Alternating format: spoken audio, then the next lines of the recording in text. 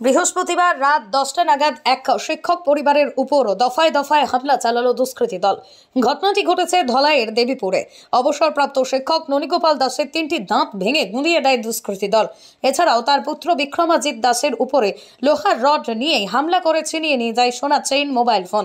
এছাড়াও শিক্ষকের মহদেবপুরের বাড়িতেও হামলা চালায় দুষ্কৃতীরা। শুক্রবার ধলাই স্বপন পালের পুত্র টিপু পাল, দীপ পাল, পল পাল, গজালঘাটের টুকলন চৌধুরীর পুত্র তিলক চৌধুরীকে অভিযুক্ত করে শিক্ষক ননীগোপালের পুত্র বিক্রমজিৎ দাস একটি মামলা দায়ের করেছেন। রাত 9:30টার সময় আমি খানিদানি খাওয়ার পরে ঘরে বেরোলাম একটু হাঁটাফেরার জন্য।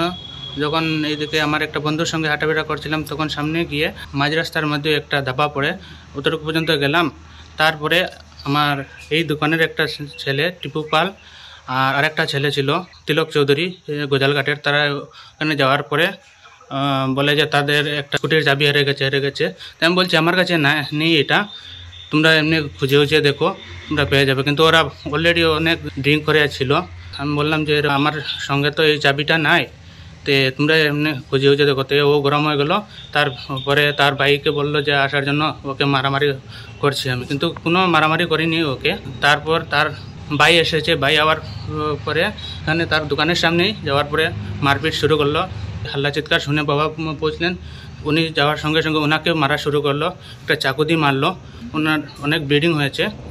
আর আমার গলায় একটা সোনার চেইন ছিল বড়, কালকেই আমার মঙ্গলাচরণ গিয়েছিল, তো ওই চেইনটাও ছিনতাই করে নিয়ে গেল ওরা। তারপরে মোবাইল একটা নিয়ে গেল আমার কাছ থেকে।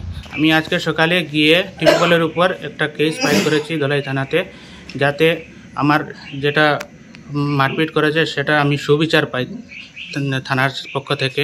শিক্ষক পরিবারের উপর প্রাণঘাতী হামলার তীব্র নিন্দা জানিয়ে দুষ্কৃতীদের বিরুদ্ধে উপযুক্ত পদক্ষেপ গ্রহণের দাবি জানিয়েছেন মহাদেবপুরের ভিডিপি সম্পাদক অসীম চক্রবর্তী, দেবীপুরের ভিডিপি নায়ক স্বপন দেব এবং এলাকার গ্রুপ সদস্যা দীপারানী বড়ভূঁইয়া। আর সেই কেন যেটা নামে তো ধাবা, কিন্তু আমরা প্রায় দেখতে পাই, কারণ আমরা রাতে যখন পাহারাও দিই তখনও টের পাই কেন অনেক সময় সাউন্ড হয়, বিভিন্ন ধরনের হয়। কিন্তু কালকে যে ঘটনাটা, এটা নিয়ে যখন আমার ডাকছুন আমি আইসি, আবার পরে যেটা দেখলাম যে রাত্রে এখানেও তো গন্ডগোল হইছে। আজকে তারা যে সাহসটা করছে, তারা বাড়িতে যদি তারা যে জানালা যে বাড়াবাড়ি করছে, এটা তারা নিতান্ত ভুল করছে। আজকে যদি আমাদের গ্রামের যদি আরও কিছু লোক বের হতো তাহলে এখানে কী হইতো? আচ্ছা, এটা যেটা করছে তারা নিতান্ত ভুল করছে।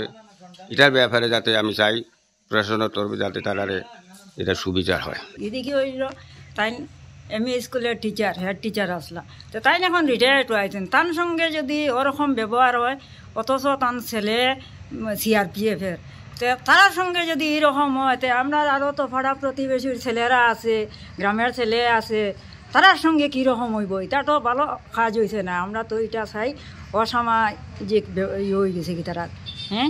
তো এইটা আমরা চাই সবার কাছে, যাতে সুবিচার চাই আমরা আর কি। এরকম একজন টিচারের সঙ্গে অত্যাচার হয়েছে, এটা আমরা তো খুব দুঃখিত।